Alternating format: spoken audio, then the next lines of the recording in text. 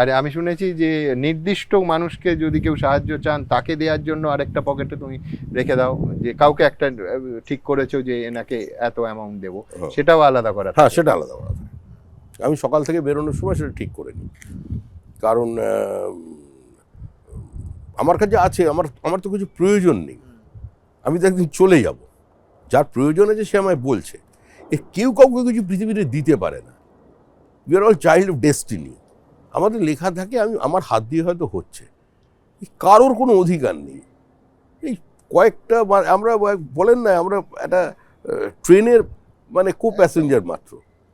কোন স্টেশনে উঠবো, কোন স্টেশনে নামতে হবে কেউ জানি না। সব যার যখন স্টেশন আছে একদম। তাকে নামিয়ে দেবে, কিন্তু তার মধ্যে যদি প্যাসেঞ্জাররা নিজেদের মধ্যে ঝগড়া করে, এটা সরে বসুন, চেপে বসুন, কোনো প্রয়োজন নেই।